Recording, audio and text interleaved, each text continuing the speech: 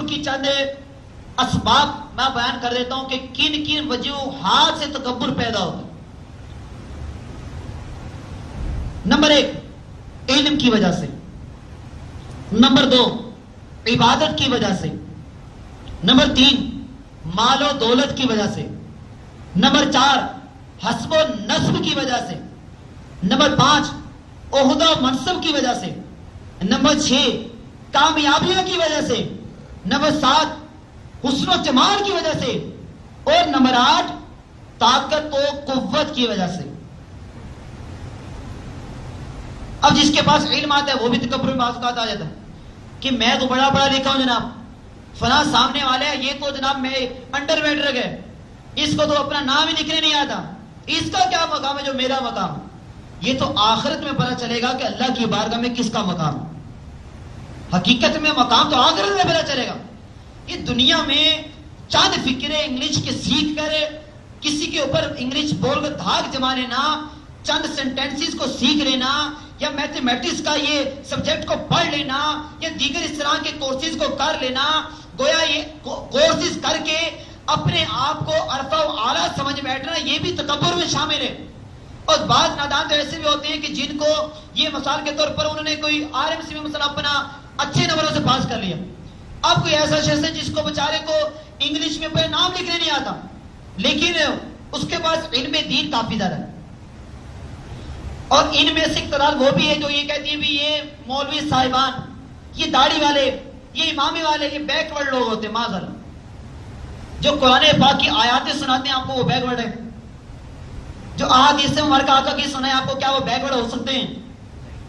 آپ کے پاس علم وہ ہوگا جس سے آپ دنیا میں فائدہ لے سکتے ہیں، لیکن اس مولوی صاحب کے پاس، اس نیک شخص کے پاس وہ علم ہے جس سے آخرت میں اور دنیا میں دونوں مقامات میں فائدہ لے سکتا ہے۔ یہ وہ جو آپ کو خوف خدا سے، جو آپ کو آیات سنا کے، جو آپ کو حدیث سنا کے ڈراتے ہیں، یہ بیک ورڈ لوگ ہیں۔ وہ لوگ جن کو آقا کی خواب کے اندر زیارت ہوتی ہے، کیا یہ بیک ورڈ ہو سکتے ہیں؟ وہ لوگ جو یہاں پاکستان میں رہتے ہوئے خواب میں بارہا آقا کے روزے کی زیارت کرتے ہوں، کیا یہ بیک ورڈ ہو سکتے ہیں؟ جو خانہ کعبہ کا طواف اپنے گھر میں بیٹھے خواب کے اندر یا جاگتی آنکھوں سے جا کر کرتے ہوں، کیا یہ بیک ورڈ ہو سکتے ہیں؟ تو یہ سادہ لوگ جو لوگ ہوں گے، ایک تو یہ آپ کو بتا دوں کہ اس میں بھی سارے بیک ورڈ نہیں ہیں۔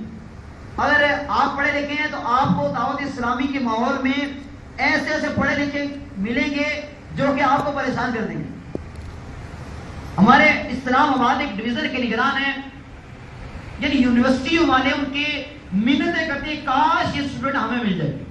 الحمدللہ وہ امامے میں، داڑھی میں، زلفوں میں، مدنی حلیے میں ہوتا ہے اسٹوڈنٹ۔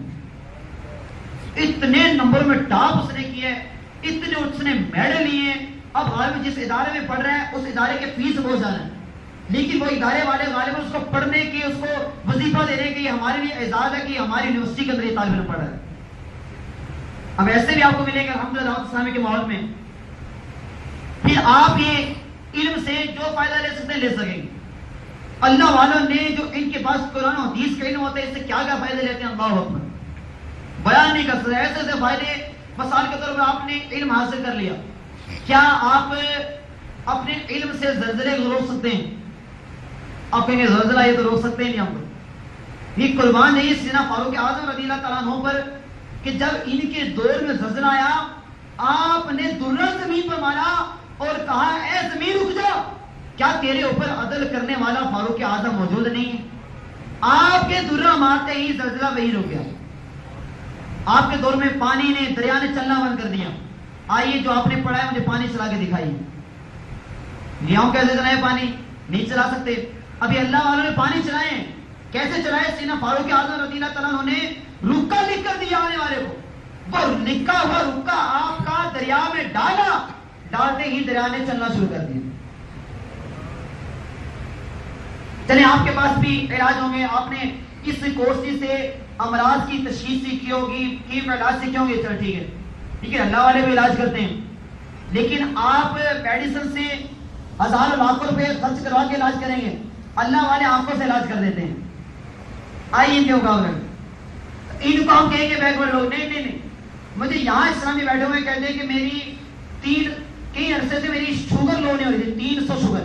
اسے نیچے لے جاتے تھے. کئی ڈاکٹروں نے علاج کرایا, شوگر نیچے جا رہی تھی. کہتے ہیں امیر سنت کی جو لکھی ہوئی آپ کی پلیٹیں ملتی ہیں, میں نے یہاں تعویذات والوں سے پلیٹیں لی, الحمدللہ پلیٹیں میں نے پیتے ہی اب میری شوگر تقریباً 160 کے قریب رہتی ہے. اچھا اور بتاؤں آپ کو, ایک ہمارے اسلام بھائی تو ان کے موروں کے اندر مرض تھا, اور اس کو کسی نے کہا دعوت اسلامی کے قافلے میں سفر کریں انشاءاللہ آپ کا مرض دور ہو جائے گا. اب وہ چلے گئے دعوت اسلامی کے مدنی قافلے میں, تو کہتے میں مدنی قافلے میں گیا, میں نے کہا موروں کا مرض ہے قافلے میں کیسے صحیح ہوگا میرا, یہ تو اس کا جناب آپریشن ہو تو یہ ہو تو شاید پٹی ہو تو پٹیاں لگیں تو پلسٹر ہوگا پھر جا کے شاید میرا مورا سیٹ ہوگا. کہتے ہیں مدنی قافلے میں دعوت اسلامی والوں کے ساتھ میں نے سفر کیا, کھانا کھا رہا تھا, کھانے کے دوران مجھے زور سے چھینک آئی, جو ہی میں نے زور سے چھینک لی میرا مورا اپنی جگہ پہ سیٹ ہو گیا. آئیے بھی مورا سیٹ ہو گیا جی ڈاکٹر صاحب. مریض اس طرح کے اور بھی آپ کو واقعات اس طرح کے ملیں گے.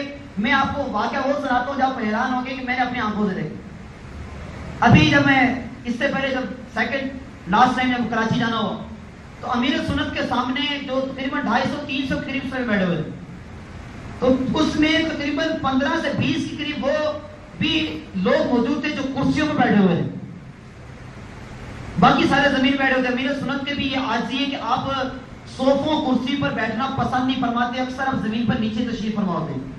آپ نے مدنی چینل پر بھی دیکھا ہوگا کہ آپ بہت کم صوفوں بیٹھے ہوتے ہیں, نیچے بیٹھے ہوتے ہیں. آپ نیچے بیٹھ کے سارے آپ کو محبت کرنے والے نیچے بیٹھے ہوتے ہیں. تو آپ نے فرمایا یہ کرسی میں بیٹھنے والے کون ہیں, تو ارشاد فرمایا کہ یہ وہ لوگ ہیں کہ جن کی کمروں میں امراض ہیں, اس مرض کی وجہ سے یہ نیچے نہیں بیٹھ سکتے. تو امیر سنت دامور خاتون علی نے کیا ارشاد فرمایا, آپ نے فرمایا کہ بیان بعد میں شروع کریں گے, پہلے ان کا علاج کرتے ہیں. سبحان اللہ, پہلے ان کا علاج کرتے ہیں.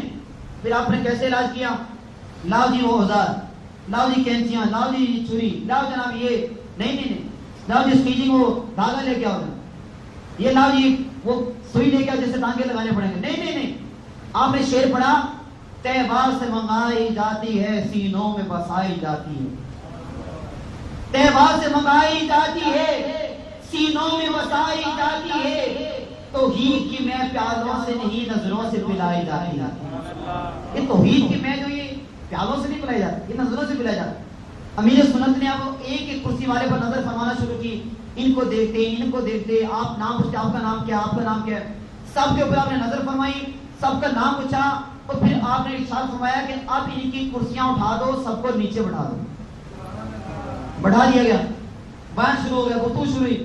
تقریباً 2-3 گھنٹوں کے بعد امیر سنت عمر کاتنا نے ارشاد فرمایا کہ جو کرسیوں سے نیچے بیٹھے تھے وہ دوبارہ کھڑے ہو جائیں. وہ کھڑے ہوئے, آپ نے ارشاد فرمایا کیا محسوس کریں, انہوں نے بتایا ہمارے کمر یعنی کمر کا مرض ختم ہو چکا ہے. یہ ان کو بیٹھ اڑ گئے ہم, لیکن ایسا نہ ہو ان کو اس طرح کی گستاخی کرنے کی وجہ سے آخرت میں ہمارا ایمان ہی برباد ہو. اگر علم آپ کے پاس ہے تو اس سے بھی ڈرنا چاہیے کہ علم بھی بس وہ ہو جس سے آپ دنیا اور آخرت کی بھلائی حاصل کر سکیں. مزید اگر آپ کے پاس منصب ہے, کوئی آپ کلاس کے مانیٹر ہیں, باقی آپ کے ماتحت ہیں, اب یہ نہیں پتا کہ اللہ کی بارگاہ میں مانیٹر کا مقام زیادہ ہے یا اس کے بعد ہے جو کلاس کے باقی اسٹوڈنٹ ہیں ان کا مقام زیادہ ہے, ہم نہیں جانتے. پھر اگر آپ کے ایک جسے وہ کہتے ہیں کہ حسب و نسب, آپ جناب فلاں نسب کے ساتھ تعلق رکھتے ہیں, یہ بھی فلاں نسب کے ساتھ تعلق رکھتے ہیں, بھی میں تو جناب یہ جناب فلاں تو فلاں, میں کسی نسب کا نام نہیں لے کہ آپ کو برا نہ لگے. اچھا فلاں ہو تو جناب لیچڑ, میرا نسب والا ہے بھی جس کو تم لیچڑ کہہ رہے ہو وہ بھی آدم کی اولاد میں سے ہے, تم بھی آدم کی اولاد میں سے. مجھے ایک نام بتا دو جو آدم علیہ السلام کی اولاد میں سے نہ ہو. یہ سارے آدم علیہ السلام کی اولاد میں سے ہیں. یہ صرف اور صرف حسب و نسب اس لیے بتائے گئے کہ رشتہ داری اپنی پہچانی جائے کہ یہ میرے رشتہ داروں میں سے ہے, یہ میرے علاقہ یعنی میرے تعلق رکھنے والوں میں سے ہے. اس لیے یہ نظام کچھ قبیلوں کا, یہ قریش کا قبیلہ ہے, یہ فلاں کا قبیلہ ہے, اس لیے نام چلتے آئے. اس لیے نہیں کہ میں اعلیٰ, یہ کمزور, یہ غریب, یہ ندار, میں اعلیٰ. نہیں, آپ اور میں سب کے سب آدم علیہ السلام کی اولاد میں سے, چاہے وہ آپ کے گیٹ کا چوکیدار ہے, چاہے وہ آپ کے کھانے پکانے والا ہے, چاہے وہ آپ کو کھانا پیش کرنے والا ہے, چاہے وہ آپ کا کپڑا دھونے والا مسلمان دھوبی ہے, ارے کوئی بھی ہے, وہ ہے آدم علیہ السلام کی اولاد میں سے. تو پھر ہم کیوں تکبر کرے بھی میں آ رہا ہوں. اس طرح اور بھی اگر تکبر کے نماز کو سنتے تھے آپ کے پاس حسن جانا ہے تو بنایا کس نے؟ اللہ کی ذات نے بنایا. یہ حسن ایک ہی دن میں ضائع بھی ہو سکتا ہے. تو میرے بچوں پہلے اسلام بھائیوں، امید ہے مجھے کہ یہ اس موضوع کو سن کر آپ کو کافی معلومات میں آپ کا اضافہ بھی ہوگا اور کافی اپنی کمزوریاں مجھے بھی یہ پڑھ کر میرے سامنے آپ کو بھی یقیناً اللہ کے کرم سے امید ہے کہ توجہ آئی ہوگی کہ یار میں بھی یہاں پر کمزوری کر جاتا تھا، اپنے آپ کو اعلیٰ سمجھ لیتا تھا، میں تو اپنے پاس کسی کو بیٹھنا یا بٹھانا اچھا نہیں سمجھتا تھا. اگر اس طرح کی علامات تھی تو میرے مچھر پہلے اسلام بھائیوں آج مل کر توبہ کر لیتے ہیں. ٹھیک ہے کہ میرے اندر پہلے اگر یہ پایا جاتا تھا کہ میں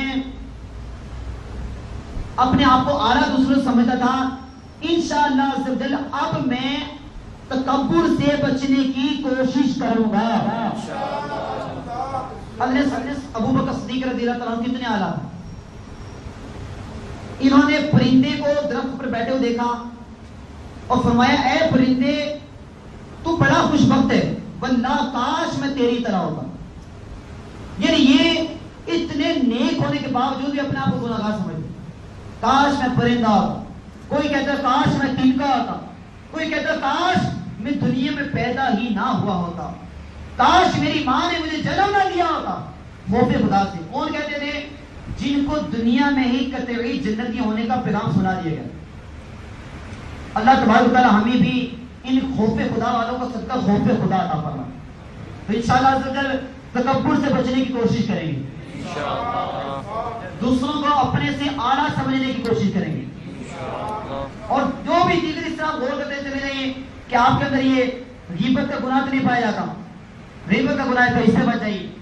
پھر اور بھی جو آپ کے اندر گناہ پائے جاتے ہیں، بد نگاہی کرنے کا گناہ ہے، فلمیں ڈرامے دیکھنے کا گناہ ہے، یا کہ بے پردہ عورتوں کے ساتھ بیٹھنے کا گناہ ہے، موبائل فون کے اوپر بے پردہ عورتوں کے وال پیپر لگانے کا گناہ ہے، یا کہ میوزیکل ٹون کو توجہ کے ساتھ ذوق و شوق کے ساتھ سننے کا گناہ ہے، یا کہ کوئی کسی کی چیز کو بغیر پوچھے کھا لینے کا، اٹھا لینے کا یہ گناہ پایا جاتا ہے. کسی مسلمان کا دل دکھانے کا گناہ پایا جاتا ہے. تو آج توبہ کر لیتے ہیں کہ انشاءاللہ میں ہر